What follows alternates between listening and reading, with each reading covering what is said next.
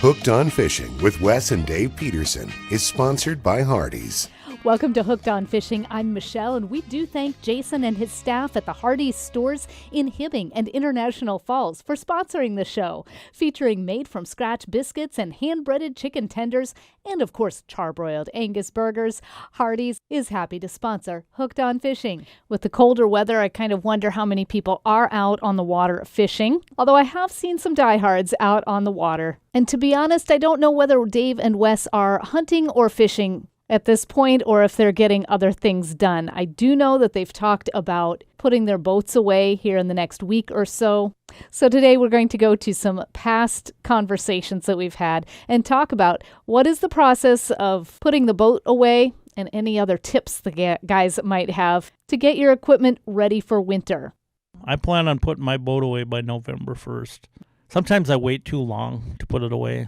And then it's hard to store it after that. So yeah, and then you're having to do all that in the cold. Yeah, well, that, and if it starts snowing, that's good. Prefer to do it when the roads are dry. Yeah. I told this is a tip for listeners. I towed my boat down there one day when a couple of years, maybe 3-4 years ago, and we had snow, and it was 30 degrees. The roads were messy and slushy, but they had salted them. Well, when I got down there, I had no way to get that salt off my trailer. And the next spring, the trailer would salt or rust. Yeah. Not rusted through, obviously, but just but the beginnings of it. Any place where the paint was off, there was rust. Wow. So could talk a little bit about that. What do you do with your boat before you store it? A lot of folks bring their batteries in. I don't do that. I make sure the battery's fully charged. All the batteries are fully charged, and I disconnect one of the battery posts, whether positive or negative, so I have no power going to it at all. I got two for my trolling motor because I have a 24-volt system. Then I have my starting battery. So that's what I do. I charge them all up till I got an indicator on there. When it blinks green, then it's charged. But if it goes completely green, then it's the fullest max charge, and that's the way I do it. Okay. So, but then a lot of people defog their motors, like they'll take the spark plugs out, and I used to do that, but I haven't done that in years now. You got to make sure most people change oil. I already changed oil in my motor 3 times this year already, this summer, because I use it so much. So I just changed it like 2 weeks ago. So I'll be good. So that's good. Yeah, I'm good for that. And then you got to make sure you change your lower unit grease, which is extremely important because if you have water in there and it freezes and expands, you'll have some breakage. Then you'll have some major issues. So. Okay. So you're actually changing it or just draining it? I drain it and I change it. Yeah, I put new grease in there. So then there's just oil in there. Yeah, and I want to make sure there's no water in there. If you got water in there, you could have issues anyway. But if it freezes down, and you'll know when you drain it if it's got water in it. I mean, when you put it in the pan, you can tell if there's water in there. So I do that, and a lot of people put in the storage area wherever they're storing it. For me, I load it up with dryer sheets.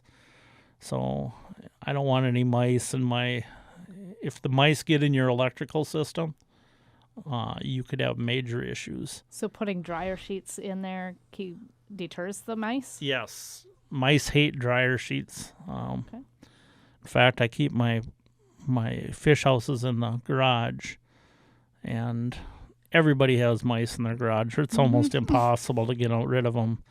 But not only do I put mouse, I put,